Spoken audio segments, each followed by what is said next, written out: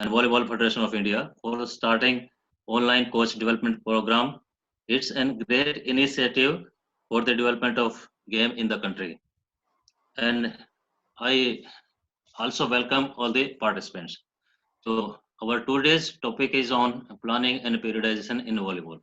Of course, it is a very large topic, but in today's discussion, I will take only macro cycle plan, the theoretical aspect of macro cycle plan, and how we prepare macro cycle plan.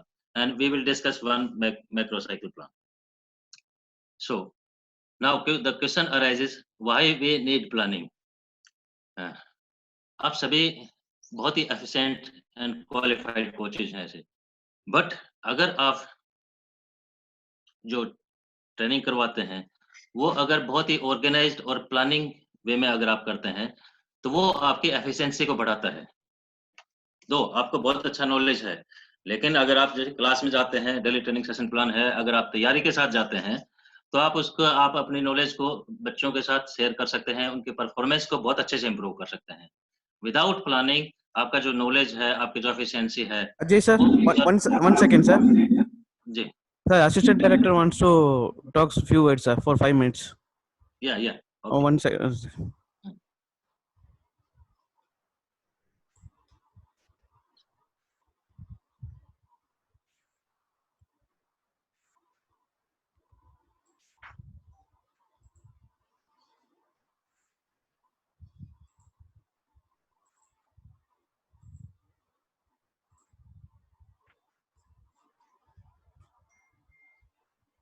Satish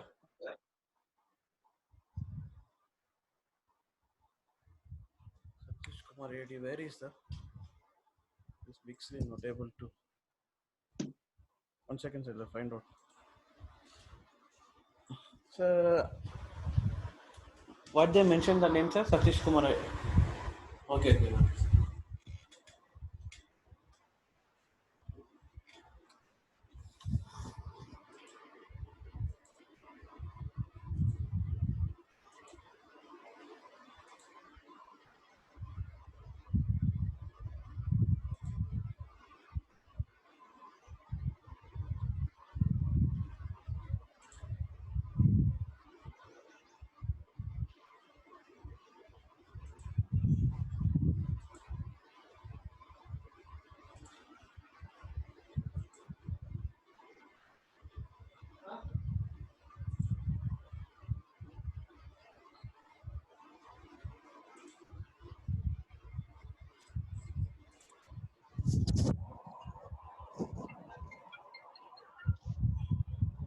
Sir, 455.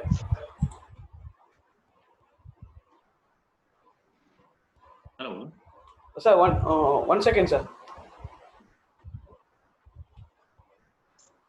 Okay. Sir, you can unmute, sir. I will change the for 5 minutes.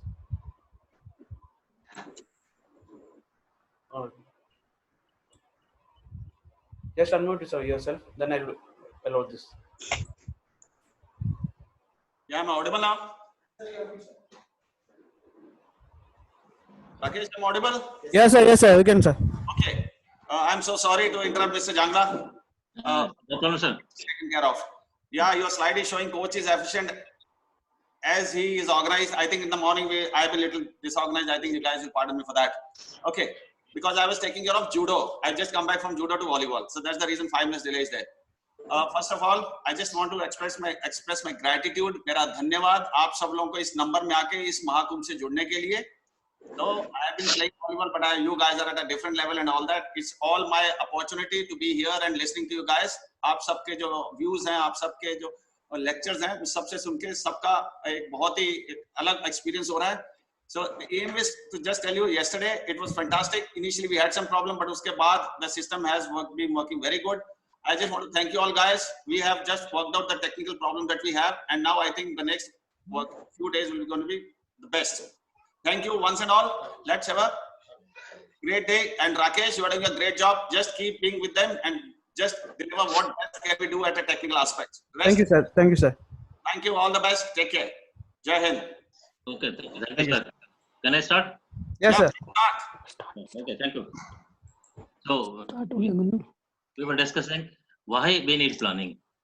So हम बात कर रहे थे कि coach की efficiency कैसे, coach का knowledge कैसे.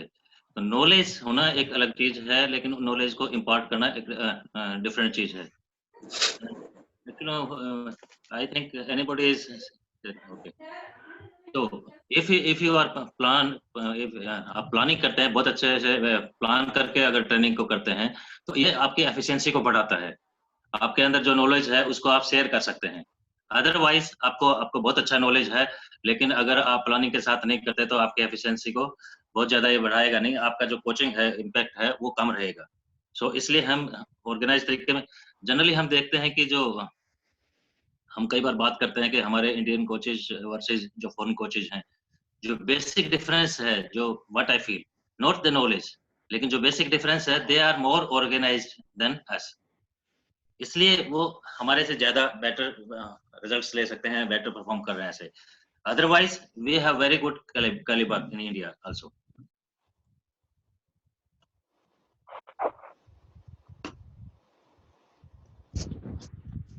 So just a minute.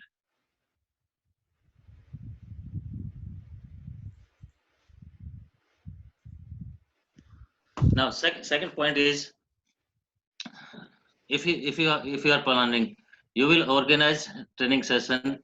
Your training session lead to maximum use of time and resources. For example, आपके पास 20 boys हैं ऐसे, और आपके पास 20 balls भी हैं ऐसे. लेकिन अगर जब आप ड्रिल्स स्टार्ट करते हैं, तो एक एक बॉल पे 4 बच्चे 5 बच्चे आप इस तरह से ड्रिल्स ऑर्गेनाइज करते हैं, जबकि उसका पर्पस ऐसा कुछ नहीं है कि आप बच्चों को मूवमेंट्स के साथ करवा रहे हैं ना. They are still playing in standing position. तो अगर आप पहले से सोच के चलेंगे कि आपके पास रिसोर्सेज क्या हैं, कितने कोर्ट्स अवेलेबल हैं, कितने बॉल्स अवेलेबल हैं, आपके पास कितने बच्चे हैं, अगर इन सब का प्लान करके चलेंगे, तो आपका जो टाइम है और जो आपके पास फैसिलिटीज अवेलेबल हैं, जितने ट्रेनिंग इक्विपमेंट्स हैं, आप उसका बेटर वे में ऑर्गेनाइजेशन कर सकते हैं. तो आपका जो ट्रेनिंग इफेक्ट है वो बढ़िया रहेगा. तो आपका जो टाइम है वो वेस्ट नहीं होगा, बेटर यूटिलाइजेशन होगा उसका. It's not working, I think. Now and then further, आपके जो परफॉर्मेंस फैक्टर हैं, अगर आप अनप्लान्ड वे में वर्कआउट करते हैं, तो हो सकता है आप किसी परफॉर्मेंस फैक्टर को बहुत ज्यादा टाइम देते हैं ऐसे, दूसरा परफॉर्मेंस फैक्टर को आप बहुत कम टाइम दें.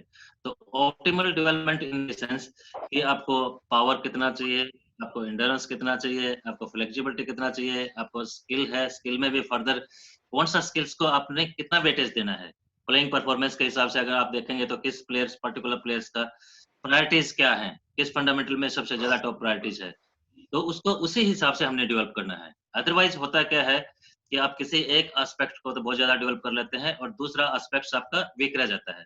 फॉर एग्जांपल अगर हम बात करते हैं, तो ज्यादातर मैंने ऑब्जर्व किया है कि we are very good in front court, attack बात आते हैं या ब्लॉक की बात आती है, we are good, but we are not as good in backward play.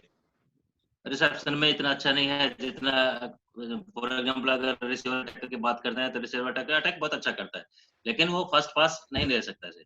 तो इट मींस ये ओवरऑल डेवलपमेंट, ऑप्टिमल डेवलपमेंट नहीं है.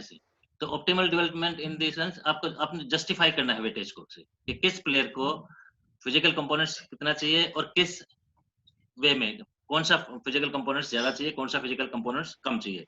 तो इन सब का अगर आप प्लान करके चलते हैं, तो आप इनको जस्टिफाई कर सकते हैं. अगर आप फ्री स्टाइल कोचिंग करेंगे, तो उसमें हो सकता है कि किसी एलिमेंट्स को आप ज्यादा टाइम देते हैं, दूसरे परफॉर्मेंस फैक्टर को कम टाइम दें ऐसे. तो इसमें से कहीं भी किसी भी अगर फैक्टर्स में वीकनेस है ऐसे, तो आपके ओवरऑल परफॉर्मेंस को ये अफेक्ट करेगा. जब आप रैली होता है, तो रैली एक ये चेन है, इसमें कहीं भी कोई भी वीक एस्पेक्ट होगा तो it will hamper your performance. So overall development के लिए आपको प्लानिंग करना है. हर एक परफॉर्मेंस फैक्टर को उसको जस्टिफाई करना है कि उसको किस लेवल तक आप इंप्रूव करके लेके जाएंगे.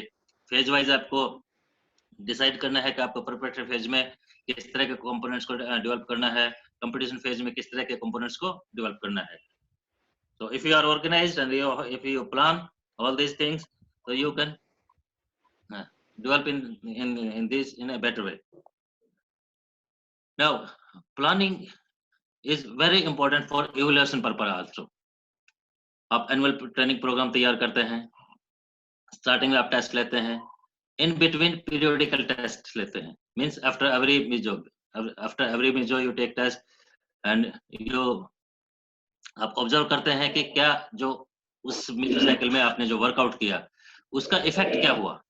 अगर आप उसको नहीं इवेल्युएट करेंगे तो आप अगर कोचिंग करते रहेंगे, आपने अपने ट्रेनिंग प्रोग्राम को इवेल्युएट नहीं किया तो आप उसको मॉडिफाई नहीं कर पाएंगे, या आपको ये पता ही नहीं लगेगा कि आपका जो ट्रेनिंग प्रोग्राम आपने तैयार किया है वो कितना इफेक्टिव है ऐसे। तो उसके लिए आपको evaluation time to time evaluation करना है in between macro cycle and total in the starting and last ऐसे, तो फेज वाइज। तो उसके लिए दो तरह से इवेल्युएशन करते हैं आप एक तो इवेल्युएट करते हैं कि रेट ऑफ इंप्रूवमेंट देखते हैं। फॉर एग्जांपल आप मैक्सिमम स्ट्रेंथ का ट्रेनिंग चल रहा है जिस फेज में आपको, तो क्या मैक्सिमम स्ट्रेंथ डेवलप हुआ उसमें, जो चलिए आपने स्टार्टिंग में वन आर्म किया था, after the end of 6 week या 5 वीक जो ट्रेनिंग है वन आर्म कितना है उसका। तो अगर उसमें इंप्रूवमेंट है तो it means your training is good, ये जो आपने प्लान किया है वो काम कर रहा है। अदरवाइज आपको you have to modify your plan. दूसरा ये है कि डू यू हैव नॉर्म्स। अगर आपके पास नॉर्म्स हैं कि अगर आपका बच्चा है फॉर एग्जांपल 16 इयर्स है, 17 इयर्स है, तो how much maximum strength he should have, उसका एब्सोल्यूट वर्टिकल जंप कितना होना चाहिए, उसका स्पीड का जो है वो कितना होना चाहिए, उसका VO2 max कितना होना चाहिए। अगर इतने नॉर्म्स हैं तो आप अकॉर्डिंगली इवेल्युएट कर सकते हैं उसको, और इवेल्युएट कर सकते हैं तो आप देख सकते हैं कि आपका बच्चा कहाँ पे है, उसको फर्दर और किसी पर्टिकुलर एस्पेक्ट में इंप्रूवमेंट का जरूरत है या नहीं है ऐसे।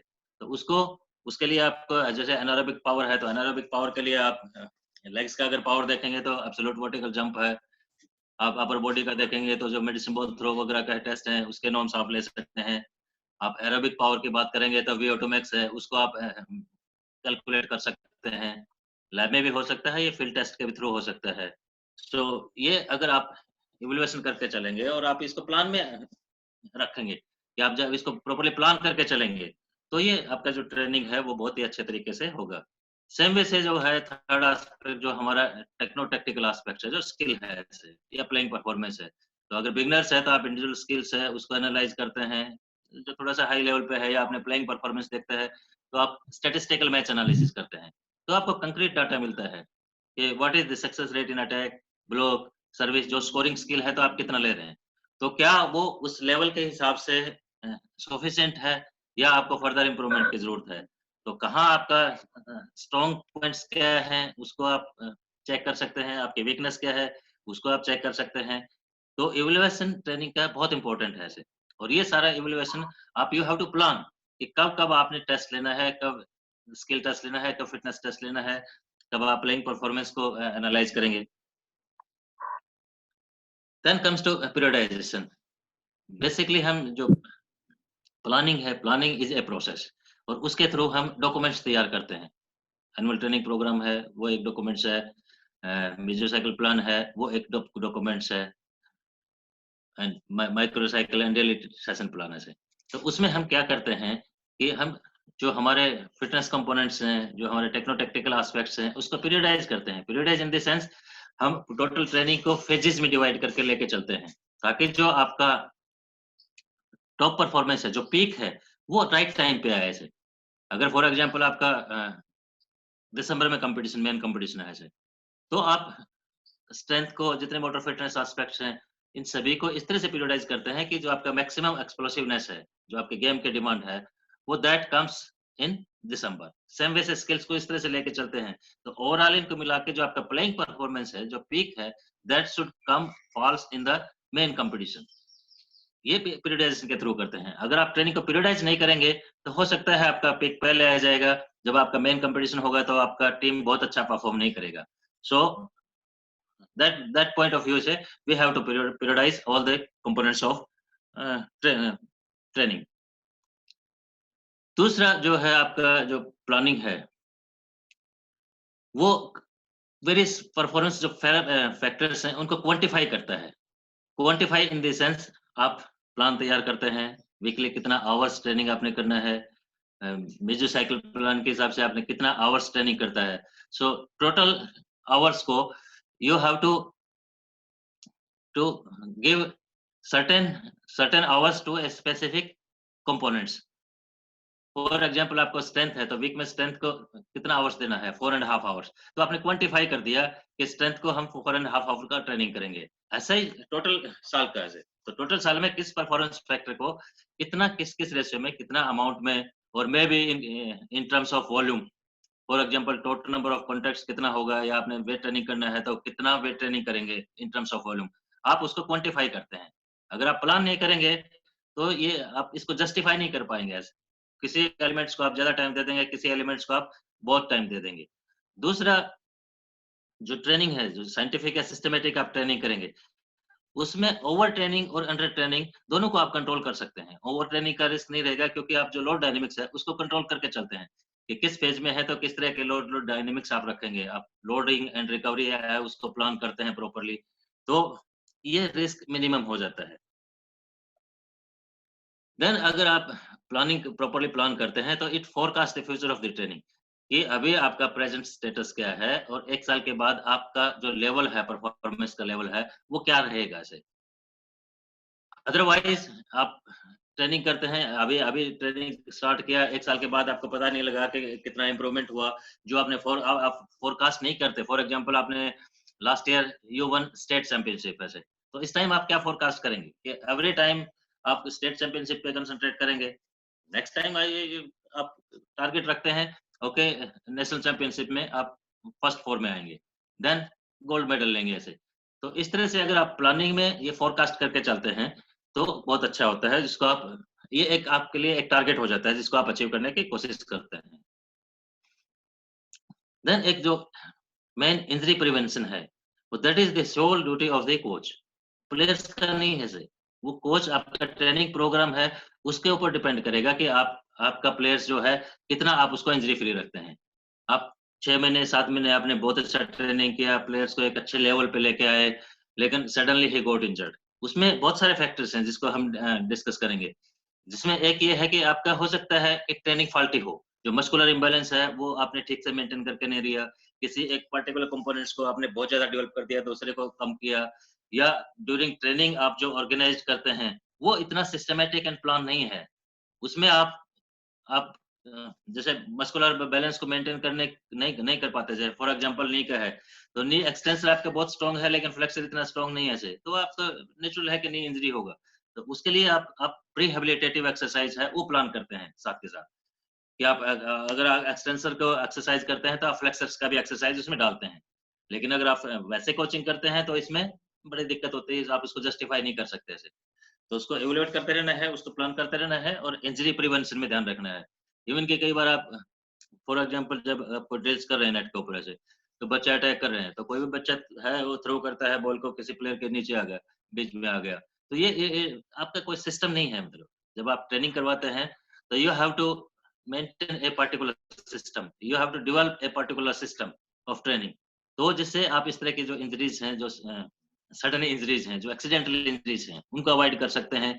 जो क्रोनिक इंजरीज हैं जो धीरे धीरे करके डेवलप हो रही हैं, अगर आपका ट्रेनिंग प्रोग्राम बहुत अच्छा है तो उनको आप अवॉइड कर सकते हैं।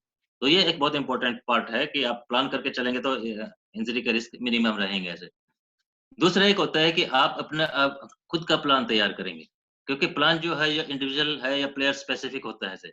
किसी दूसरे का प्लान को आप कॉपी नहीं कर सकते। किसी ने दूसरा कोई कोच है उसका बहुत अच्छा प्लानिंग है और आप लेते हैं कि आप भी वैसा ही प्लान तैयार कर लें, तो वो आपके प्लान को सूट नहीं करेगा। इवन कि आप खुद जो प्लान तैयार करते हैं वो कितना सूट करता है, it depends on your experience also ऐसे। तो आप दूसरे के प्लान को कॉपी नहीं करते हुए आपके प्लेयर्स का प्रेजेंट स्टेटस क्या है उसके हिसाब से आप प्लान करते हैं और उसको एग्जीक्यूट करते हैं। So make your own plan according to your players. Then separate plan for different levels of player. Generally जो इंडिविजुअल स्पोर्ट्स हैं उसमें ये प्रॉब्लम नहीं आता कि एक प्लेयर होता है उसका इंडिविजुअल प्लान होता है, लेकिन टीम स्पोर्ट्स में आपके पास फॉर एग्जांपल 15 या 20 बॉयज हैं, 15 या 20 बॉयज को आप नहीं करना है। अगर वो ग्रुप होमोजेनियस है, सेम ट्रेनिंग एज है, सेम फिटनेस लेवल है, सेम स्किल लेवल है, तो you can prepare a common plan.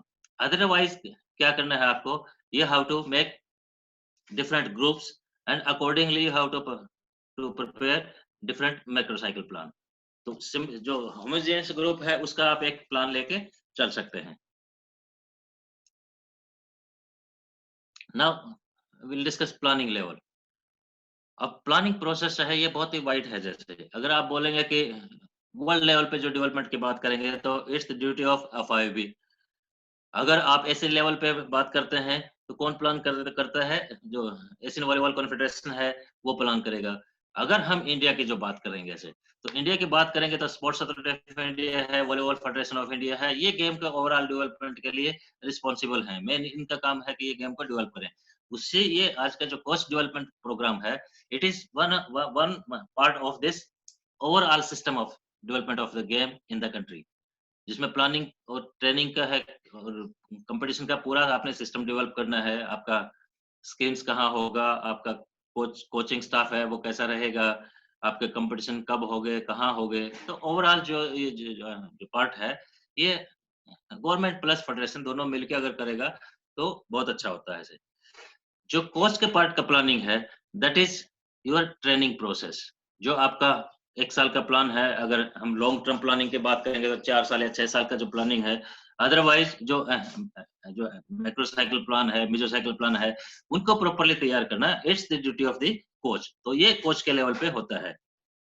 तो आज हम इसी पार्ट्स को डिस्कस करेंगे जिसमें हम सिर्फ मैक्रो साइकिल प्लान को लेंगे ना। पहले मैं एक ट्रेनिंग कॉन्सेप्ट है कि जो ओवरऑल ट्रेनिंग होता है वो जस्ट ये नहीं है कि आप 1 साल का प्लान है वो इंडिविजुअली तैयार करते हैं ऐसे। ये लॉन्ग टर्म प्लानिंग का इट्स पार्ट है ऐसे। तो अगर आप देखेंगे कि वर्ल्ड लेवल पे the average age of the players in male section is around 27 years, around 27 years. तो अगर 10 से 12 साल का बच्चा स्टार्ट करता है तो it takes 15-16 years to reach that level. तो ये लॉन्ग टर्म प्रोसेस है। तो उसी में अगर आपके पास कोई फॉर एग्जांपल आप एनसीए में काम करते हैं, खेलो इंडिया में काम करते हैं, या कहीं भी अच्छे जो रेगुलर स्कीम्स हैं वहां काम करते हैं, तो अगर आप 14-15 इयर्स का बच्चा लेते हैं तो भी आपको at least you require only 6 approximately 6 to 8 years to reach high performance level. तो ये जो आपका एनुअल ट्रेनिंग प्रोग्राम है वो इसी का एक पार्ट होगा। तो ये सभी आपस में इंटरलिंक हैं। Long term planning, then yearly plan, then meso cycle plan, micro cycle plan, daily plan and your training session plan which is functional one. Now this is an overview of long term plan. अगर आप 4 साल का training करते हैं या 6 साल का training करते हैं तो उसको कैसे ऑर्गेनाइज करेंगे? सबसे पहले जो फर्स्ट फ्यू ईयर्स हैं, फर्स्ट ईयर और second year, these are for physical development. Main जो है आप physical development, multilateral physical development है। आप एक बेस तैयार करते हैं for high performance. Then next few years are for base for specialised training, and then जो फाइनल फेज है वो दैट इज स्पेशलाइज्ड ट्रेनिंग। तो इसी सीक्वेंस में आप लेके चलेंगे। Annual plan for first year, second year, third year, fourth year, fifth year and sixth year ऐसे। तो देन फर्स्ट ईयर प्लान है तो उसमें physical development top most priority रहेगा। Second year, third year plan है then base for specialised training, foundation for specialised training. तो first motor fitness, all round motor fitness and fundamental movements. Fundamental movements in the sense आपको running कैसे करना है, side running है, forward running है, various movements जो court का, अगर कोर्ट का मूवमेंट्स करेंगे तो अभी forward movements, backward movements, sideways movements, falling technique, ये कैसे करना है। तो जो बेसिक फंडामेंटल मूवमेंट्स है वो प्लस जो हमारे जो टेक्निकल ट्रेनिंग है उसके ऊपर ज्यादा स्ट्रेस करेंगे। फिर आप उसको फर्दर आगे की तरफ जब जाएंगे तो उसको ट्रेनिंग को स्पेशलाइज्ड करते रहेंगे ऐसे। स्पेशलाइज इन द सेंस आप स्टार्टिंग से जैसे बच्चे लेते हैं तो आप स्टार्टिंग से नहीं लेंगे कि हम इसको सेटर तैयार करना है या ब्लॉकर तैयार करना है। पहले आप बेस तैयार करने के बाद देन फिर स्पेशलाइज्ड ट्रेनिंग स्टार्ट होता है। तो जैसे जैसे ट्रेनिंग आगे की तरफ बढ़ेगा ये और ज्यादा स्पेशलाइज्ड होता रहेगा। ये ईयरली अलॉटमेंट ऑफ है। अगर आप 11 से 13 साल के बीच में अगर आपका कोई बच्चा है तो फर्स्ट ईयर ट्रेनिंग कैसा रहेगा, then next year, third year, fourth year, इस तरह से कैसे ट्रेनिंग रहेगा। तो ये मेन कंपोनेंट्स हैं जिसको आपने ट्रेनिंग करना है। तो इसमें मेन जो बेसिक जो फैक्टर्स हैं, तो फिजिकल कंडीशनिंग है, देन टेक्निकल एस्पेक्ट है, टैक्टिकल एस्पेक्ट है। फॉर एग्जांपल आपके पास कोई बच्चा आता है फर्स्ट ईयर ऑफ ट्रेनिंग, तो आप 650 आवर्स फॉर एग्जांपल उसका प्लान करते हैं। Means 1 hour, almost 1 hour training in the morning session, 1 hour training in the evening session, इतना आप करके चलते हैं तो ऑलमोस्ट इसमें 50% जो है ये कंडीशनिंग रहेगा ऐसे। तो इसको धीरे धीरे जैसे आगे की तरफ जाएंगे ये रिड्यूस होता रहेगा year by year, year by year, और उसमें भी जो स्पेसिफिक कंडीशनिंग है दैट कीप्स ऑन इंक्रीजिंग, और जो जनरल कंडीशनिंग है दैट कीप्स ऑन डिक्रीजिंग, और जो टेक्निकल एस्पेक्ट्स है वो ऑलमोस्ट एक बार इंक्रीज होगा देन डिक्रीज हो जाएगा जब आप एक बार सभी टेक्निक्स आपको अच्छी तरह से गेन कर लेंगे। लेकिन technical aspects keep on increasing, जैसे जैसे आपका ट्रेनिंग आगे जाएगा, फॉर एग्जांपल 17% टू 21%, 25%, 30%, और मे बी आगे further 4th year, 5th year, 6th year ऐसे 35, 40, 50% ऐसे लाइकवाइज ऐसे। तो ये एक सिस्टम है, आप इसी सिस्टम को लेके अगर आप एनुअल ट्रेनिंग प्रोग्राम तैयार करते हैं तो that will be more suitable. Now we'll go through some planning steps ऐसे। अगर आपने मैक्रो साइकिल प्लान तैयार करना है तो first thing what you have to do is inventory. Inventory in the sense कि आपको इंफॉर्मेशन कलेक्ट करना है। किसके लिए इंफॉर्मेशन? कि बच्चे का जो है उसका इंफॉर्मेशन लेना है, उसका फिटनेस लेवल क्या है, उसका स्किल लेवल क्या है, उसको लास्ट ईयर कितना ट्रेनिंग किया। तो जो प्रीवियस डॉक्यूमेंट्स है you have to evaluate that. तो प्रेजेंट करंट जो ट्रेनिंग स्टेट क्या है बच्चे का, उसको आपने फर्स्ट जज करना है, और that is through test. Then previous year जो है उसका कंपटीशन ट्रेनिंग में कैसा था एंड कंपटीशन में कैसा है, किस तरह का परफॉर्म किया, what are his strong points, what are weak points, उसको आपने एनालाइज करना है। Then total training. हाँ अंकुश।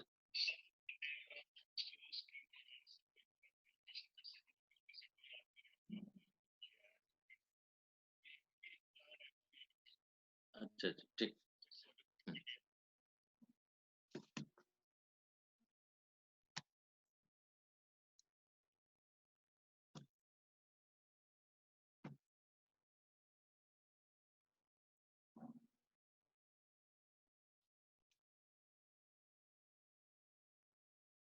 just wait for a second.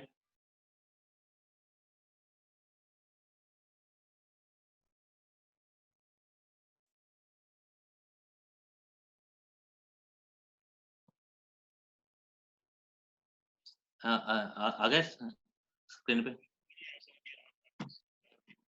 तो अगेन अगेन हाय हसेर, पीपीटी में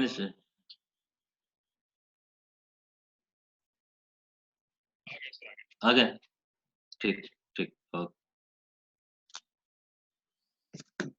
So we were discussing regarding inventory. तो प्लानिंग से पहले आपने इंफॉर्मेशन जो गैदर करना है उसके बारे में हम बात कर रहे थे।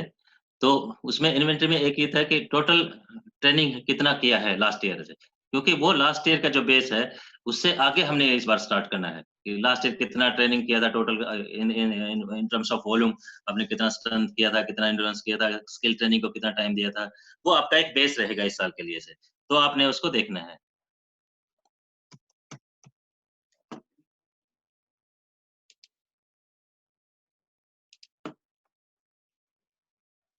देन जो टेस्ट रिपोर्ट्स हैं, लास्ट ईयर का टेस्ट रिपोर्ट है, you have to analyse that test reports है। तो उसमें क्या स्ट्रॉन्ग पॉइंट्स हैं, क्या वीक पॉइंट्स है, उसको आपने देखना है। और जो इस साल का आप जो मैक्रोसाइकिल प्लान तैयार करने जा रहे हैं उसमें आपने देखना है कि आपको कंपटीशन कब कब है। अगर आपको कंपटीशन का पता नहीं है कि आपके मेजर कंपटीशन कब है, किस मंथ में है, एग्जैक्ट डेट का नहीं तो at least you must know the month of that competition. तो आप अकॉर्डिंगली, क्योंकि फेजेस आप एनुअल ट्रेनिंग प्रोग्राम का फेजेस में डिवाइड करना है, तो कब कंपटीशन आपका स्टार्ट होगा, कब खत्म होगा, अगर आपको कंपटीशन कैलेंडर नहीं है आपके पास तो it's very difficult to plan macrocycle plan. तो आपको इसके बारे में इंफॉर्मेशन कलेक्ट करना है कि आपका कंपटीशन कब कब है, major competition as well as other competition. Then उसके बेस पे आप सिलेक्ट करते हैं कि आपका मोनोसाइकिल प्लान सूट करेगा या बायोसाइकिल प्लान है दैट इज मोर सूटेबल। आप डिसाइड करते हैं कंपटीशन कैलेंडर, कौन कौन से कंपटीशन है, उसके बीच में ड्यूरेशन क्या है। अगर वो for example all the competition fall with in 3 months तो आप सिंगल प्लान लेके मोनोसाइकिल प्लान है वो आपको सूट कर जाएगा। लेकिन अगर एक कंपटीशन जो मेजर कंपटीशन है वो फॉर एग्जांपल अभी सितंबर में है, दूसरा दिसंबर या जनवरी में है, तो 4 या 5 महीने के बीच में गैप है, तो इतना लंबा जो हाई टॉप फॉर्म है उसको मेंटेन नहीं कर सकते आप। तो इसलिए आप फिर उसको 2 साइकिल्स, 2 मोनोसाइकिल बाय साइकिल प्लान जो है उसको आप यूज़ करते हैं। देन आप जो प्लानिंग से पहले जो है आपने टेस्ट ले लिया, आपने एस्टेब्लिश कर लिया क्या प्रेजेंट लेवल क्या है, then you have to forecast, आपको टारगेट सेट करना है।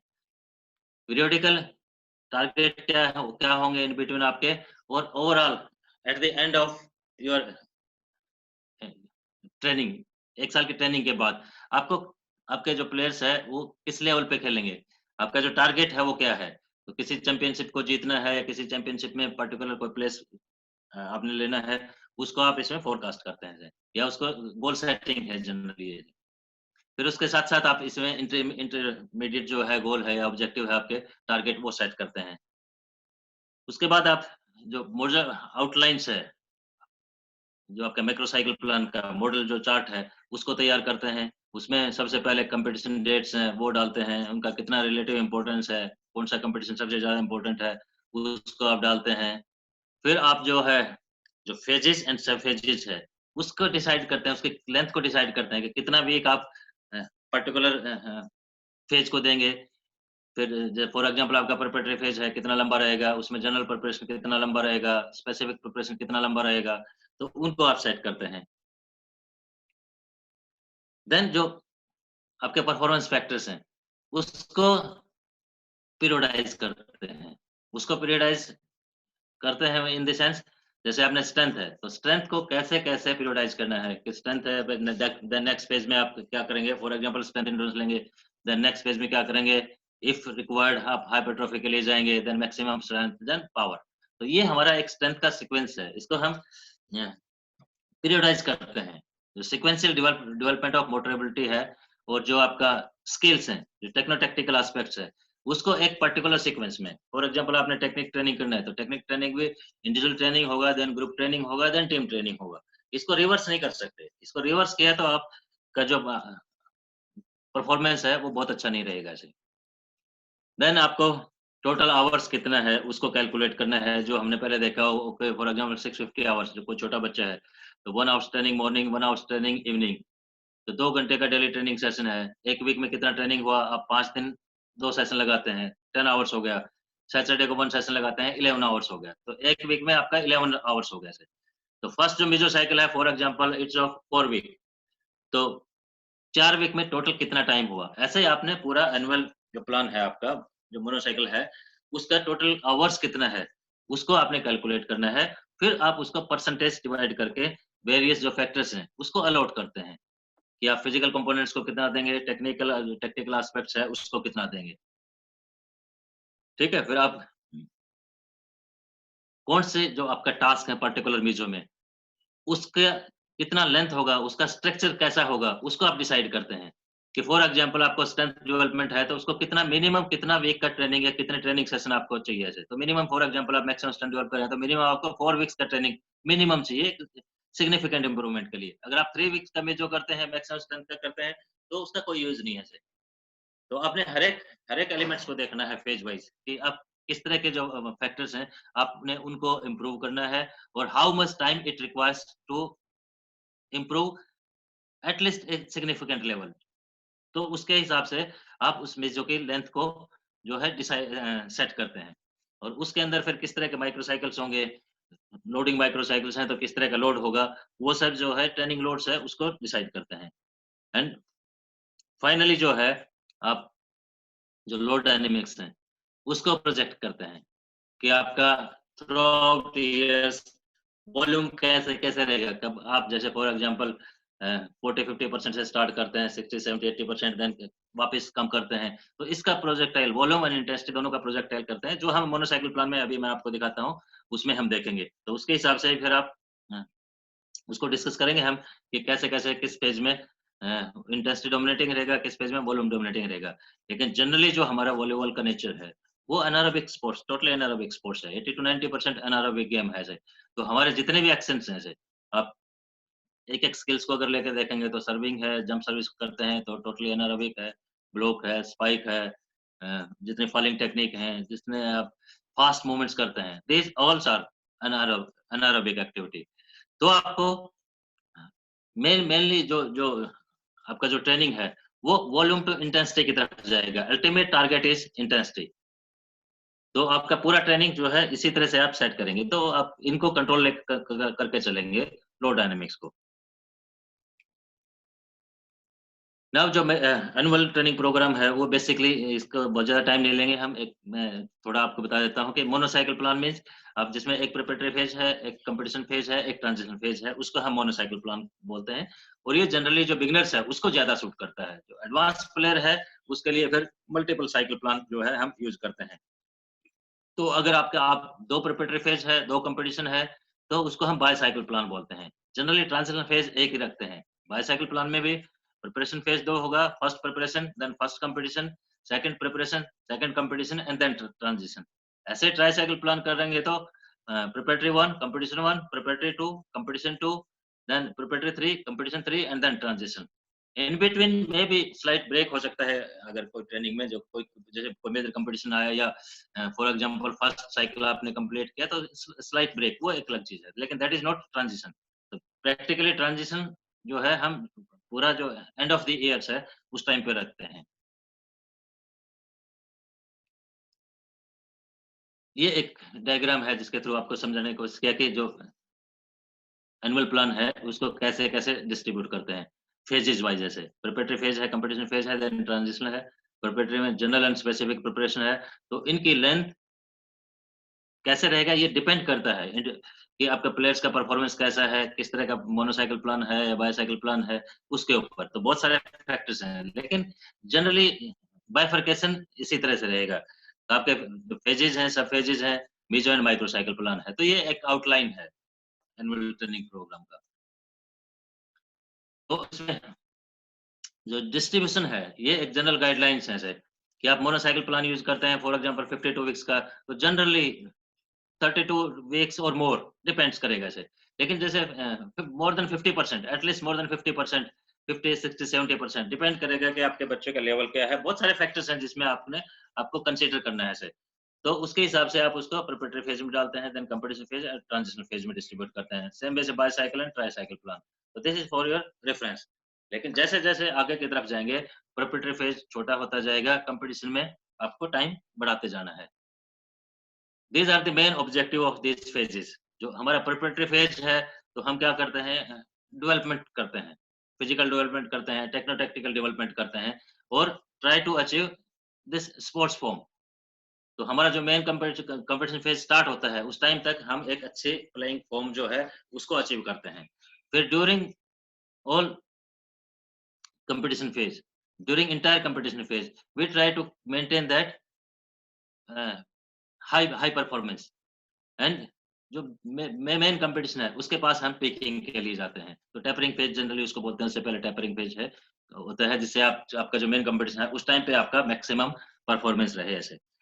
देन जब आपका लास्ट फेज जो है ट्रांजिशन फेज है, तो ये एक्टिव रिकवरी फेज है जिसमें हम जो हमारा स्पोर्ट्स फॉर्म है उसको डाउन लेके आते हैं and then again we will start from the next year. तो ये एक सीक्वेंस है कि आप कैसे कैसे प्लेइंग परफॉर्मेंस को मैनेज करके चलेंगे इंटर प्रोग्राम।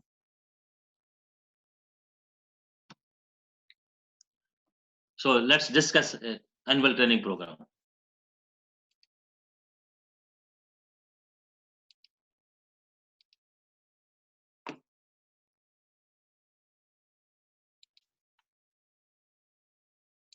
आई थिंक आपके स्क्रीन पे अभी एक जो आप प्लान देख रहे हैं, this is monocycle plan.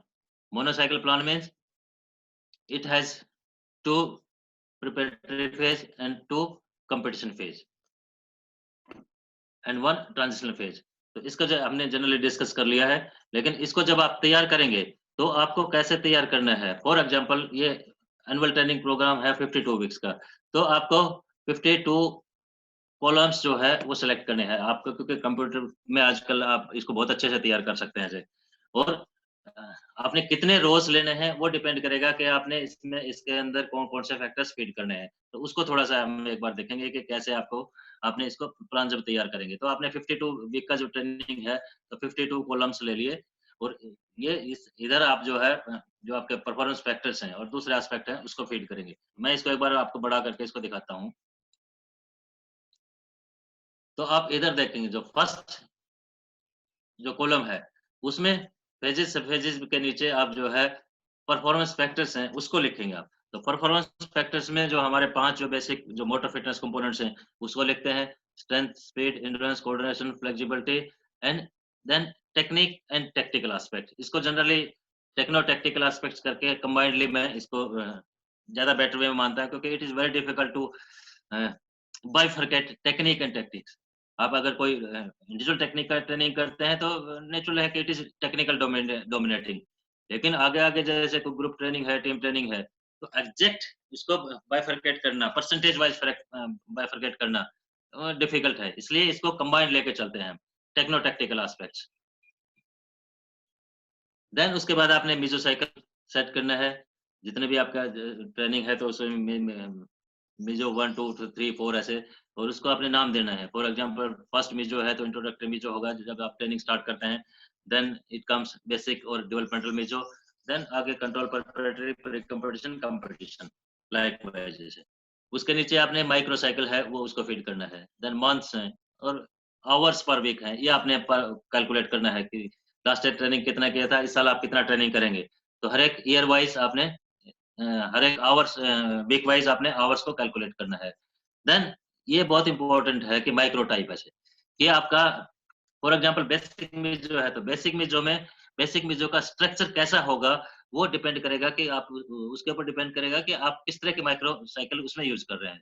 For example आपको डेवलपमेंट के लिए है तो मैक्सिमम जो लोडिंग माइक्रो है वो ज्यादा यूज करते हैं आप जो कंपटीशन के नजदीक हैं तो जो पिकिंग के लिए जो माइक्रोज हैं, जो ब्रिंग इन माइक्रोज है उसका ज्यादा यूज होता है। तो ये हम यहाँ पे माइक्रो टाइप लिख देते हैं, जिससे हम किस तरह का माइक्रोसाइकिल है उसको उसको उसका नेचर को डिसाइड करते हैं। फिर हम यहाँ पे ये जो टोटल आवर्स है, फॉर एग्जांपल ये फर्स्ट वीक में फर्स्ट इंट्रोडक्टरी में जो है, इंट्रोडक्टरी में जो में फर्स्ट वीक में 18 hours, second week 20 hours, third week 23 hours, fourth week 21 hours. तो इस करके हमें फर्स्ट जो इंट्रोडक्टरी में जो है इसमें टोटल 82 आवर्स हुआ है। अब इस 82 आवर्स को you have to distribute into physical components and techno-tactical components. तो physical components for example 40% है, तो 40% of 82 hours is 32.48 hours। तो ये आपने physical components को देना है, और जो all 5 motor components हैं उसको देना है। फर्दर उसमें भी आपने बाइफरकेशन करना है कि जनरल फिटनेस कितना रहेगा, जनरल कंपोनेंट्स है उसको कितना देंगे एंड स्पेसिफिक कंपोनेंट्स को कितना देंगे। तो जब प्रिपरेटरी फेज होता है तो जनरली हम जो जनरल प्रिपरेशन है, जनरल कंपोनेंट्स हैं उसको ज्यादा देते हैं। जैसे जैसे आगे के कंपटीशन की तरफ जाएंगे हम जो स्पेसिफिक प्रिपरेशन है, स्पेसिफिक कंपोनेंट्स हैं, फॉर एग्जांपल पावर है उसको हम ज्यादा देंगे ऐसे। तो ये कंपटीशन की तरफ जाएंगे तो ये चेंज होता रहेगा, जनरल कंडीशनिंग कम रहेगा, स्पेसिफिक कंडीशनिंग बढ़ता रहेगा। और ओवरऑल जो परसेंटेज है फिजिकल कंपोनेंट्स का, आप 40% है, देन 35% है, देन 30% है, आप कंपटीशन के आसपास जाएंगे तो ये इट रिमेन्स अराउंड 20%। दूसरी तरफ जो टेक्नो टेक्निकल एस्पेक्ट्स है ये इट्स कीप ऑन इंक्रीजिंग। अभी आपने फॉर एग्जांपल 60% जो टाइम है, 60% किसका, 82 आवर्स का 60%, 49 आवर्स। तो 49 आवर्स का जो ट्रेनिंग है वो आपने techno tactical, hello,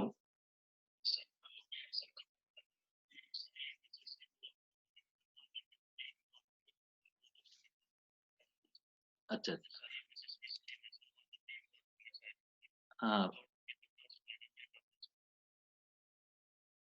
just minute, share computer sound में तो ऑप्टिमाइज शेयर फुल स्क्रीन है।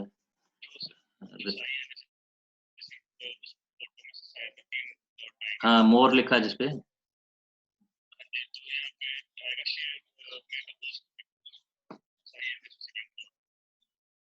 मेक होस्ट तो इसमें नहीं दिखा रहा मेरे इसमें ऑप्शन तो। अच्छा, फोटो में, अच्छा अच्छा, हाँ, अच्छा अच्छा, ठीक ठीक ठीक है, ठीक। तो SINSC बैंगलोर वाला पे है। हाँ, मेक होस्ट, ठीक, okay okay.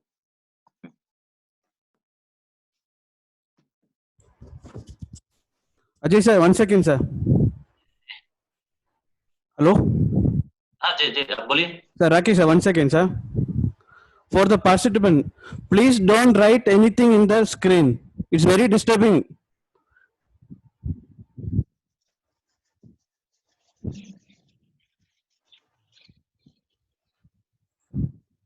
It's, from starting, someone are drawing the screen. Don't repeat it again. Sir, start sir. Okay, okay.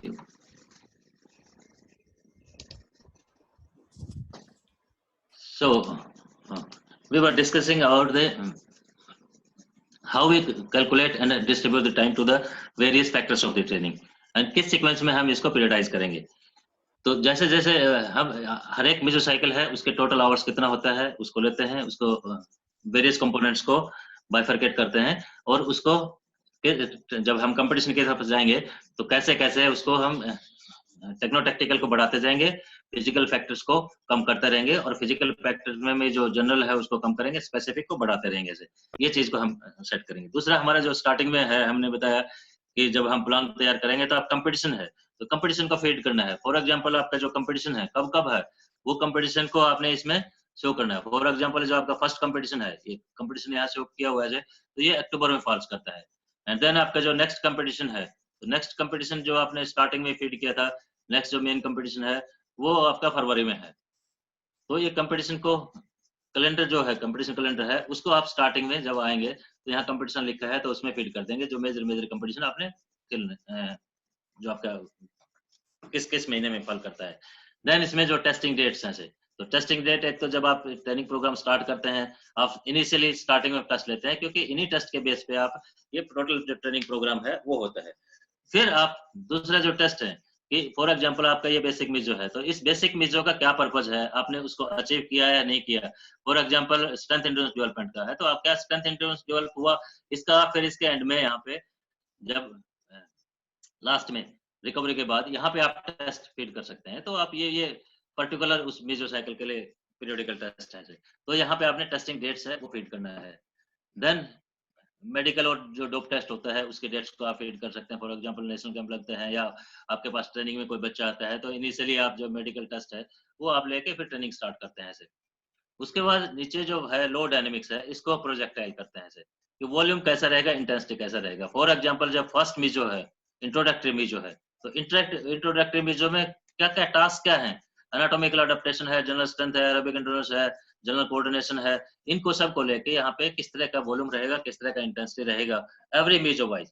तो आप इस तरह से प्रोजेक्टाइल कर सकते हैं। आप इसको ग्राफ में प्रोजेक्टाइल कर सकते हैं, यहाँ पे परसेंटेज वाइज लिख के 10%, 20%, up to 100%, then volume and intensity को प्रोजेक्टाइल कर सकते हैं। बट दिस इज जो जोन वाइज अगर आप करते हैं, राइट है, मीडियम, सब मैक्सिमल और मैक्सिमल, इस तरह से 4 डिफरेंट आप जोन में पार्ट्स में डिवाइड करके करेंगे तो भी आप कर सकते हैं, बहुत वे आप कर सकते हैं। फिर नीचे आप जो है साइकोलॉजिकल ट्रेनिंग है उसको कैसे करेंगे through out year and recovery means है कैसे यूज करेंगे, तो ये सब चीजें आप इसमें फीड करते हैं। Now comes to periodization. तो इसमें 5 फैक्टर्स हैं। अब इनको कैसे कैसे पीरियडाइज करेंगे जब आप फेज के हिसाब से। फॉर एग्जांपल हम स्ट्रेंथ को लेते हैं, तो स्ट्रेंथ है तो स्ट्रेंथ को स्टार्ट जब हम करते हैं तो फर्स्ट है एनाटॉमिकल अडेप्टेशन है, कोर स्ट्रेंथ है, ट्रंक से स्टार्ट करके एक्सट्रीमिटीज की तरफ जाते हैं। Then strength endurance next part, then if required hypertrophy. लेकिन हाइपरट्रॉफी इफ रिक्वायर्ड मींस अगर आप बच्चे का हाइट कितना है, उसका वेट कितना है, उसका फैट परसेंटेज कितना है, आप हाइट वेट रेशियो देखते हैं तो उसके ऊपर बेस पे आप डिसाइड करेंगे कि उसका मसल मास आपने गेन करना है या नहीं करना। तो उसके लिए भी अगर आपके पास नॉर्म्स हैं, फॉर एग्जांपल एक senior national level male players जो है वो 430 टू 450 ग्राम पर सेंटीमीटर ऑफ हाइट, इतना उसका हाइट वेट रेशियो होना चाहिए। तो अगर वो कम है तो you can go for hypertrophy training. Otherwise strength endurance के बाद next step is maximum strength, और मैक्सिमम स्ट्रेंथ के बाद next go for power, first maximum power then explosive power, और उसको जब आप competition phase में है then you have to maintain. So likewise you have to periodize all these 5 motor fitness components and techno tactical aspects. Same way से अगर आप speed की बात करेंगे तो general speed, देन स्पीड का जो एक्सेलरेशन है, लोकोमोशन एबिलिटी है, देन इसको हम एजिलिटी में कन्वर्ट करते हैं, एंड देन गेम स्पेसिफिक। तो ऐसे सभी कंपोनेंट्स को general to specific, general to specific means हमारे को गेम में क्या किस तरह का फिटनेस कंपोनेंट्स चाहिए, पावर स्ट्रेंथ का कौन सा वेरिएशन चाहिए, पावर वो हमारे को चाहिए, स्पीड का कौन सा वेरिएशन जो स्पेशल स्पीड है, आपके कोर्ट मूवमेंट्स है वो फास्ट होना चाहिए, अटैकर का जो अप्रोच रन है, स्विचिंग है, मिडिल ब्लॉकर है तो उसका उसके जो मूवमेंट्स है वो हमारे लिए स्पेशल स्पीड है। तो अल्टीमेट टारगेट ये जनरल कंडीशनिंग का हमारे को इसका किस तरह का कौन सा फॉर्म हमारे को चाहिए वो हमने फाइनली अचीव करना है। तो उसको अचीव करने के लिए हमारे को कैसे स्टेप बाय स्टेप इसको पीरियडाइज करना है। सेम वैसे एंडोरेंस, तो एंडोरेंस हमारे पर्टिकुलर गेम्स के लिए, वॉलीबॉल खेलने के लिए, मैच के लिए बहुत जरूरी नहीं है, लेकिन ट्रेनिंग पॉइंट ऑफ व्यू से आपको एंडोरेंस का जरूरत पड़ता है। तो आपको पता होना चाहिए कि आपका आपका जो डिमांड क्या है। जब आप ट्रेनिंग करते हैं 3 घंटा 4 घंटा ट्रेनिंग करते हैं तो कितना VO2 max कितना होना चाहिए एक बच्चे का से, तो वो अगर कम है तो आप एंड्योरेंस ट्रेनिंग को थोड़ा सा प्रायोरिटी पे लेके चलेंगे। अगर आपको बच्चा अच्छा एरोबिकली एंड्योरेंस में बढ़िया है, फॉर एग्जांपल 60 VO2 max है उसका, तो 60 VO2 max वॉलीबॉल के लिए बहुत अच्छा है ऐसे, तो आप यहाँ पे फिर उसको एंड्योरेंस को लिस्ट प्रायोरिटी पे रखेंगे। तो सेम में से कोऑर्डिनेशन फ्लेक्सिबिलिटी है, इन चीजों को रखेंगे। ट्रेनिंग है तो ये individual to group to team training, ये इस तरह से जाएगा। आप स्टार्टिंग के फेज में इंडिविजुअल ट्रेनिंग करेंगे और आप न्यू टेक्निक है उसको आप सीख सकते हैं, उसके बाद आप ग्रुप ट्रेनिंग में जाएंगे एंड देन टीम ट्रेनिंग में जाएंगे। तो अल्टीमेटली ये भी जनरल टू स्पेसिफिक और individual to group, group to team, इस तरह से चलेगा। तो इस तरह से करके हम एक ये मॉडल चार्ट प्लान तैयार करते हैं। फिर इसका ये मेजो साइकिल प्लान तैयार करते हैं। मेजो साइकिल के बेस पे first week, second week, third week, fourth week, इस तरह से वीकली ट्रेनिंग प्रोग्राम है उसको तैयार करते हैं।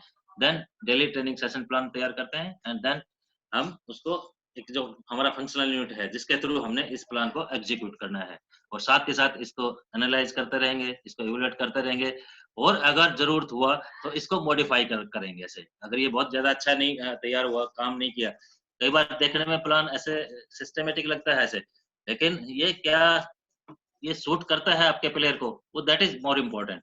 अगर बच्चों के हिसाब से है, बच्चों के लेवल के हिसाब से है, तो ये ठीक है, कंटिन्यू करेंगे इसको, अदरवाइज इसको थोड़ा सा मॉडिफाई करते रहेंगे बेस्ड ऑन फीडबैक। तो ये हमारा एक जो एनुअल ट्रेनिंग प्रोग्राम था उसका मेन जो फॉर्मेट है वो इस तरह से है। तो ये बाईसाइकिल का है, ट्राईसाइकिल है तो आप ट्राईसाइकिल तैयार कर सकते हैं, लेकिन जो सीक्वेंस है ये सीक्वेंस ऑलमोस्ट सेम रहेगा। तो जो हमने फर्स्ट फेज में जैसे ट्रेनिंग किया तो सेकंड फेज में भी ऑलमोस्ट सेम सीक्वेंस में हम इनको डेवलप करते हैं। ठीक है, तो नाउ आई थिंक इट्स 11:20। तो आज के लिए इतना ही है। आप चाहें जो आपका है क्वेश्चन है वो आप पूछ सकते हैं।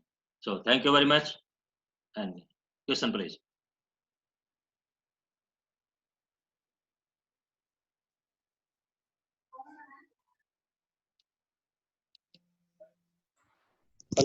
Sir, any question you can ask, you can unmute yourself.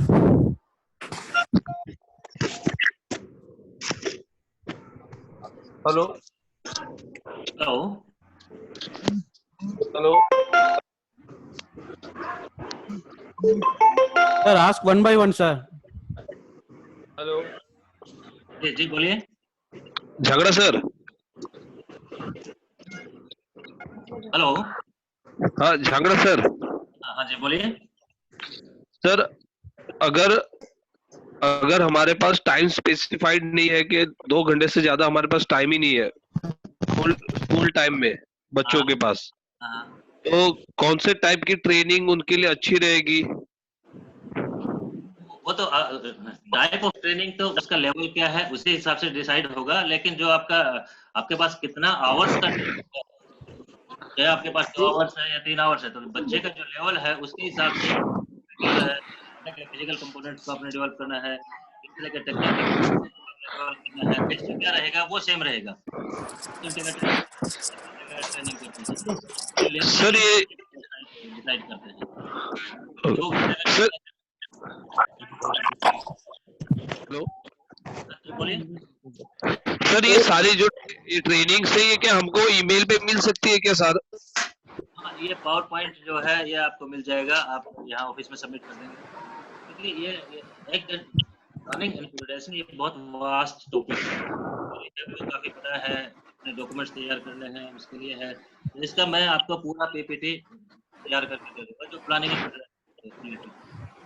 Okay sir, thank you sir.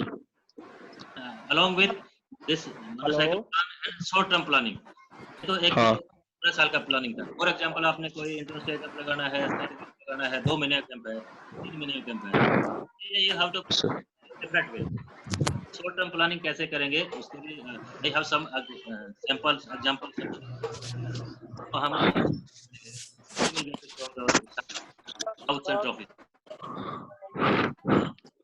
Okay, thank you sir. Hello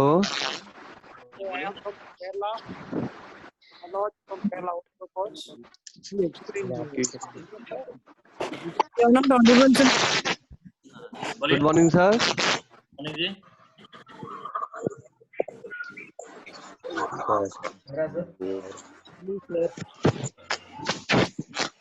hello hello. हाँ जी बोलिए, आवाज आ रहा है। Hello sir, this is Narendra Singh from Gujarat. कैसे हैं? हाँ बोलिए। बस मैं ठीक हूँ सर। Sir, I want to know how do we major VO2 max of an individual player? How do we measure VO2 max? हाँ, हाँ, what is the formula?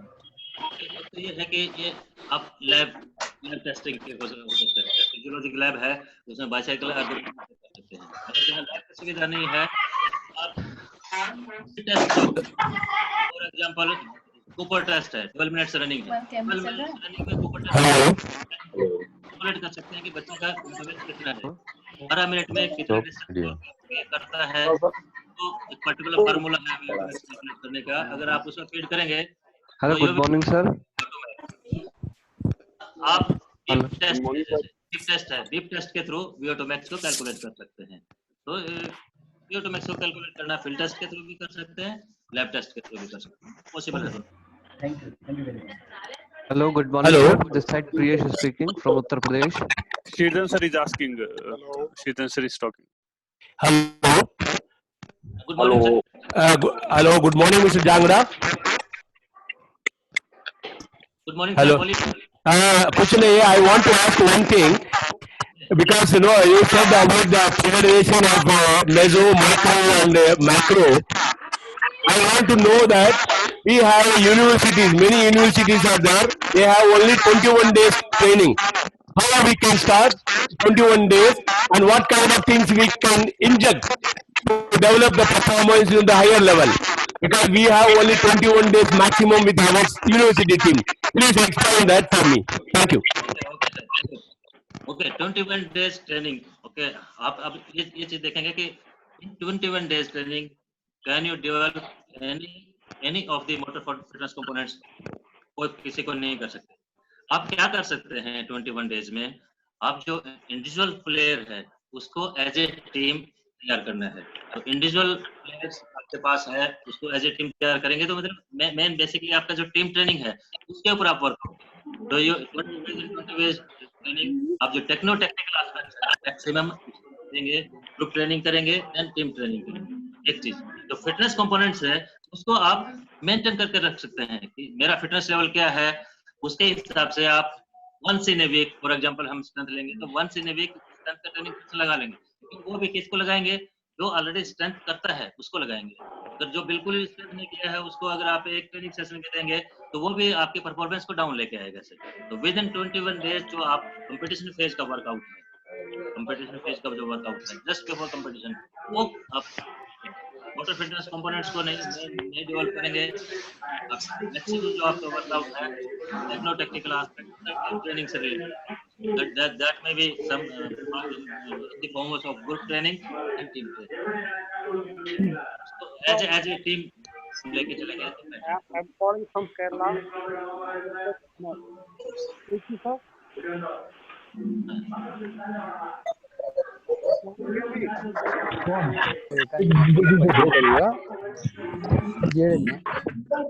Hassan ನಮ್ದು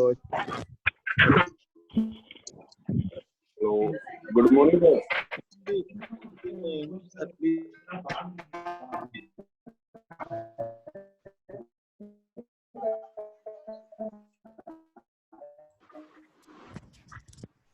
Hello, you can ask question in the chat. By saying that, he can answer. Otherwise, it's a very disturbance for everyone. Please.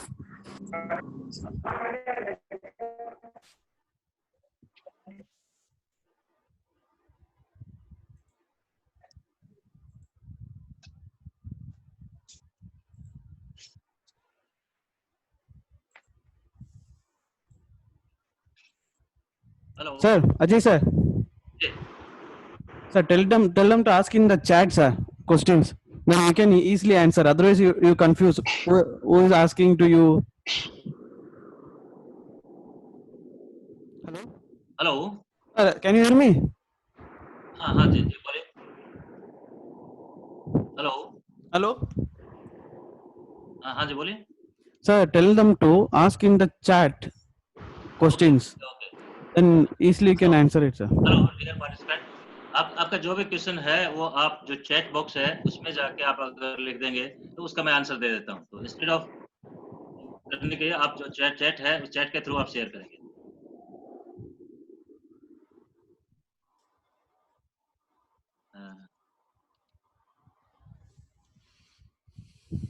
एक question है generally इसमें है regarding muscle hypertrophy. So for the beginners, in which phase we can take the muscle hypertrophy training?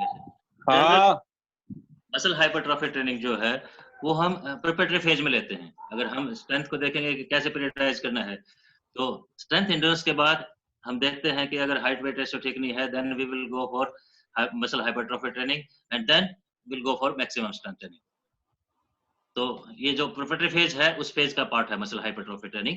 ये competition phase में नहीं करेंगे. और preparatory phase में भी जनरल प्रिपरेशन में, not in this specific preparation. Then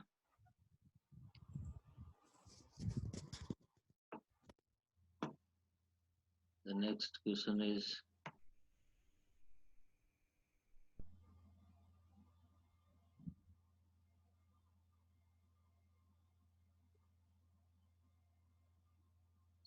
कुछ पूछ रहे हैं कि how we arrange the if we have only 30 minutes of training.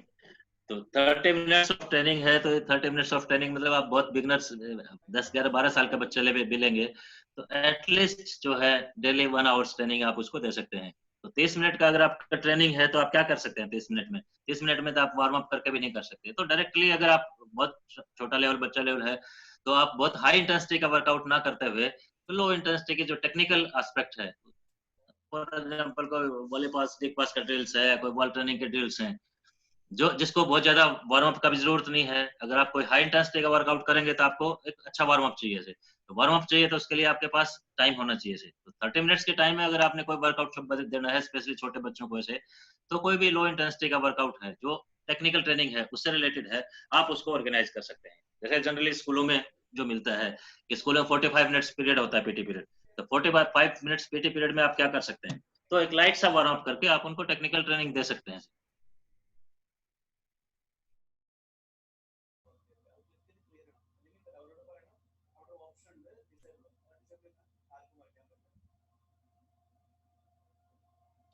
एक ये है कि difference between boys and girls training process, ये कि कैसे आप करेंगे. तो हम जनरली जो फिटनेस कंपोनेंट्स को लेते हैं, टेक्नो टेक्निकल एस्पेक्ट्स लेते हैं, तो आप ये देखो कि नेशनल या इंटरनेशनल लेवल पे जो गेम है वो किस नेचर का है. फॉर एग्जांपल बॉयज में किस तरह का सर्विस चलता है, गर्ल्स में किस तरह का सर्विस को यूज होता है. जो अटैक पैटर्न है, किस तरह के अटैक पैटर्न्स गर्ल्स में यूज करते हैं, किस तरह के अटैक पैटर्न बॉयज में यूज करते हैं. तो बॉयज और गर्ल्स का जो प्लेइंग जो वॉलीबॉल का जो बेसिक डिफरेंस है उसको आप ध्यान में रखते हुए से, फॉर एग्जांपल जो है स्लाइड अटैक है तो गर्ल्स है तो गर्ल्स में स्लाइड अटैक बहुत चलता है. तो गर्ल्स में आप उसको बहुत ज्यादा टेक्निकल ट्रेनिंग में डालेंगे तो स्लाइड अटैक को ज्यादा प्रायोरिटी पे लेके चलेंगे. बॉयज में इतना नहीं, हालांकि करते हैं स्लाइड अटैक भी करते हैं लेकिन इतना नहीं चलता है. तो फंडामेंटल का थोड़ा बहुत डिफरेंस हो सकता है.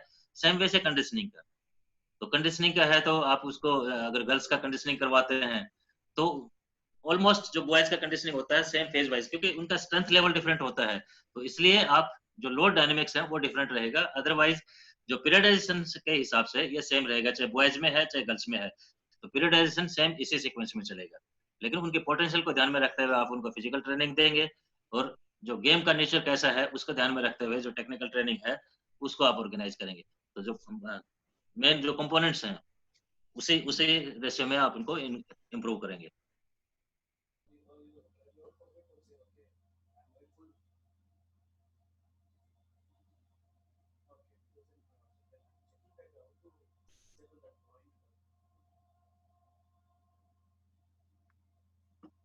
एक ये है कि इफ आप बहुत प्लानिंग के साथ ट्रेनिंग देते हैं लेकिन इम्प्रूवमेंट नहीं होता है, तो एज ए कोच आपको क्या करना है? तो एज ए कोच आपको क्या करना है कि again you have to assess your training program. आपका जो प्लान है उसको आप एग्जीक्यूट कर रहे हैं। फॉर एग्जांपल आप किसी फेज में अरेबिक एंड्योरेंस डेवलप कर रहे हैं, फॉर एग्जांपल स्टार्टिंग है आपका बेसिक में जो है, तो अरेबिक एंड्योरेंस के लिए जो आप ट्रेनिंग कर रहे हैं तो वो ट्रेनिंग हो सकता है कि जो लोड डायनेमिक्स है वो सूट नहीं कर रहा है वैसे आप बहुत अगर जैसे स्लो पेस पे रनिंग करवा रहे हैं तो इतना ज्यादा इंप्रूवमेंट नहीं आएगा ऐसे। तो एक हर एक चीज का एक थ्रेशोल्ड पॉइंट होता है। जैसे एरोबिक ट्रेनिंग है तो मेरा एक थ्रेशोल्ड पॉइंट क्या है, तो मेरा वर्किंग हार्ट रेट क्या है उसका मैं परसेंटेज कैलकुलेट करूंगा, और उसके हिसाब से फिर मैं मेरे को डिसाइड करूंगा कि मेरे को किस पेस पे दौड़ना है, किस पेस पे मींस किस पल्स पे दौड़ना है। तो अगर आप पर्टिकुलर वो थ्रेशोल्ड पॉइंट के आसपास ट्रेनिंग करेंगे तो वो ज्यादा इफेक्टिव है। अदरवाइज इंप्रूवमेंट होगा लेकिन कम होगा। सेम वैसे स्ट्रेंथ के लेवल पे है, आप अगर मैक्सिमम स्ट्रेंथ ट्रेनिंग कर रहे हैं तो मतलब रेजिस्टेंस शुड बी हैवी। अगर आप बहुत लाइट रेजिस्टेंस से करते हैं तो मैक्सिमम स्ट्रेंथ डेवलप नहीं होगा ऐसे। अगर आप पावर का ट्रेनिंग करते हैं तो अगर बहुत ज्यादा हैवी रेजिस्टेंस रखा हुआ है तो भी एक्सप्लोसिवनेस इतना नहीं आएगा, मैक्सिमम पावर आएगा ऐसे। तो उसके हिसाब से मतलब आप अगर लो डायनेमिक्स है उसको एडजस्ट करेंगे तो आपको बेटर रिजल्ट्स मिलेगा। सेम वैसे टेक्निकल एस्पेक्ट्स का हो सकता है। तो आपका अगर इम्प्रूवमेंट कम आता है तो you have to analyse your training program again कि कहाँ पे गलती कहाँ पे है, उसको आप दोबारा से रीअरेंज कर सकते हैं। तो एग्जैक्ट मोस्ट इंपोर्टेंट इज कि एग्जैक्ट फॉल्ट क्या है, वो कि इंप्रूवमेंट नहीं हो रहा है लेकिन किस में इंप्रूवमेंट नहीं हो रहा है। फॉर एग्जांपल अगर हम किसी ब्लॉकर से आपके पास बहुत अच्छी हाइट का एक ब्लॉकर है, उसका ओके आप चाहते हैं कि उसका जो हिटिंग एक्शन है वो आर्म्स को स्ट्रेच नहीं करता ऊपर ऐसे, वो ऐसे बेंड करके हिटिंग करता है ऐसे। लेकिन इसका रीजन क्या हो सकता है? आप बोले हैं इसमें टेक्निकल इंप्रूवमेंट नहीं हो रहा है, ये हाथ को सीधा नहीं करता है। तो आप इसको ये देखना है कि फॉर एग्जांपल उसका शोल्डर स्ट्रेंथ बहुत कम है, मस्कुलर स्ट्रेंथ बहुत कम है ऐसे। तो मस्कुलर स्ट्रेंथ बहुत कम है तो वो आप आर्म स्विंग करेगा, हिटिंग एक्शन करेगा, तो उसको हाथ को लंबा करके वो स्विंग नहीं कर सकता because of lack of strength. तो आप उसको बार बार ये बोलने के बजाय कि हाथ को सीधा करके या बिल्कुल ऊपर स्ट्रेच करके फिर हिटिंग करो, इसके बजाय you have to develop his shoulder strength, upper body strength. तो वो धीरे धीरे करके वो स्ट्रेंथ डेवलप होगा तो वो ऑटोमेटिकली उसको करेक्शन हो जाएगा ऐसे। तो exact main thing is to exactly identify the fault, और फिर उसको आप पे काम करेंगे तो ये सब प्रॉब्लम नहीं आएगा।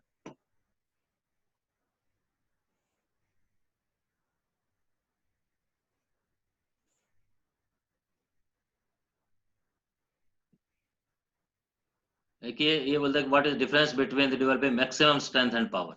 तो मैक्सिमम स्ट्रेंथ एंड पावर मतलब दोनों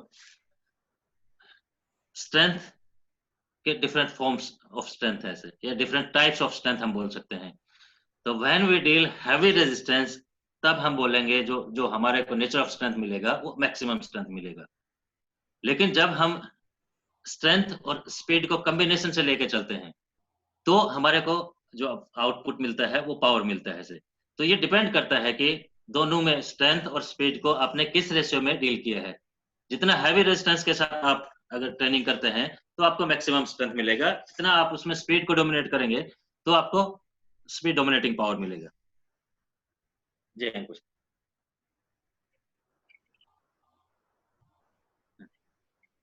हाँ चलो ठीक।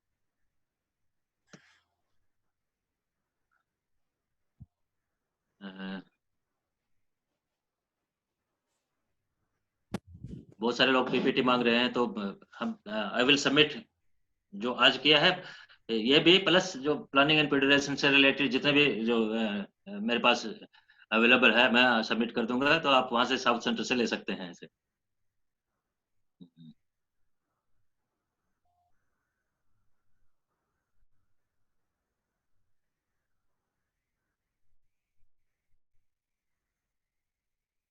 कुछ लोग पूछते हैं कि जो जो प्लेइंग परफॉर्मेंस है उसको कैसे मॉनिटर किया जाए। तो उसको मॉनिटरिंग के लिए क्या है कि जो मैच एनालिसिस जो होता है, तो मैच एनालिसिस आप डिफरेंट तरीके से कर सकते हैं, क्योंकि हम जनरली कई बार सब्जेक्टिव जजमेंट्स लेते हैं कि ये प्लेयर बहुत अच्छा खेल रहा है, इसका अटैक अच्छा है, ब्लॉक अच्छा है। ये ऐसा नहीं है कि जो एग्जैक्ट सक्सेस रेट क्या है, जो डाटा क्या है, आपको data in the forms of जो डाटा है, सक्सेस रेट है, उसमें आपने उसको एनालाइज करना है। तो उसमें एनालिसिस के लिए क्या कर सकते हैं आप, आपके अगर आपके पास वीडियो है तो आप वीडियो तैयार करके वीडियो को स्टेटिस्टिकल मैच एनालिसिस कर सकते हैं, वो जो 2 पॉइंट रेटिंग स्केल से कर सकते हैं या 4 पॉइंट रेटिंग स्केल से कर सकते हैं। फॉर एग्जांपल अगर आपने अटैक का सक्सेस रेट देखना है तो टोटल नंबर ऑफ अटैक उसमें कितना किया, उसने कितना स्कोर किल किया, कितने जो अटैक थे उसके जो परफेक्टली डिफेंस हो गए, कितने अटैक थे जो जो जो नहीं। अगर 4 पॉइंट रेटिंग स्केल यूज करेंगे तो मतलब success failure then advantage in advantage out. तो 4 पॉइंट रेटिंग स्केल लेके हम एनालाइज कर सकते हैं, 2 पॉइंट रेटिंग स्केल लेके सक्सेस एंड फेलियर लेके हम एनालाइज कर सकते हैं। तो उससे आपको ये पता लग जाएगा कि उसका अटैक में सक्सेस रेट क्या है, सेम वे से ब्लॉक है, डिफेंस है। तो वो सक्सेस रेट निकाल के हम प्लेइंग परफॉर्मेंस को एनालाइज कर सकते हैं।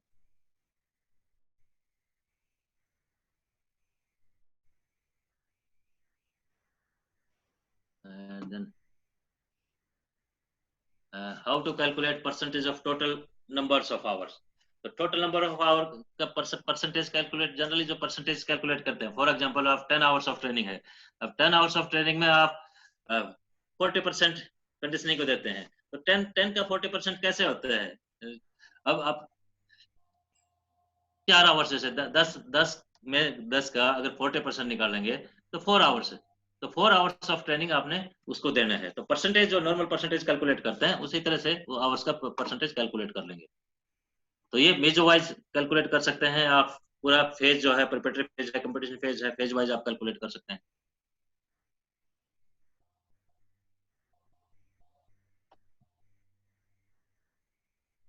सो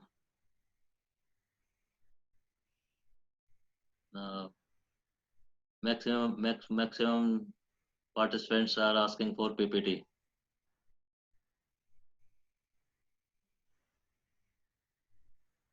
Someone asking to email PPT.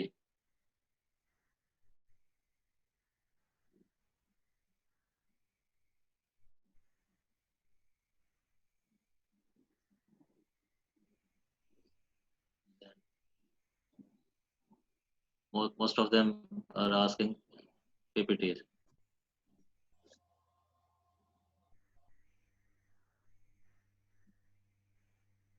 एक ये जो लास्ट क्वेश्चन है, एक ये है कि इन्होंने बोला है कि क्या जो हमारा इंडियन सिस्टम है या इंडियन कंडीशंस हैं उसमें ये जो प्लानिंग है ये पॉसिबल है।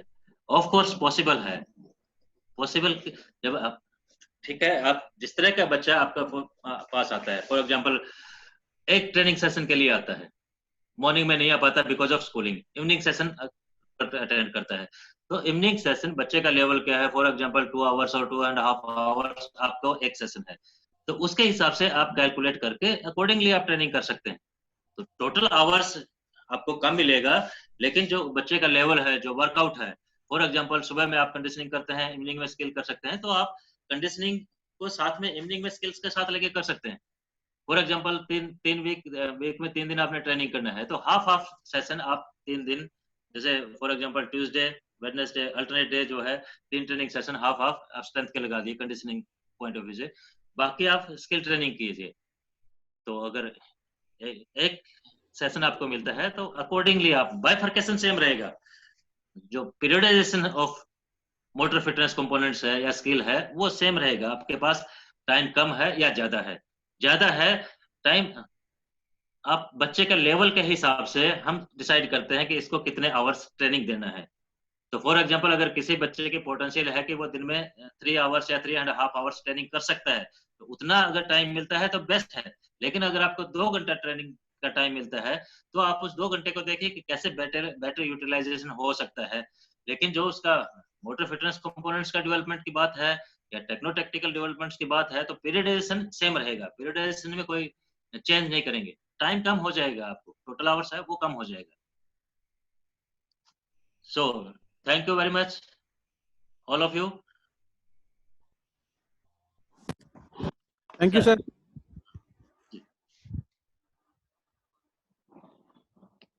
Sir, हाँ जी बोलिए.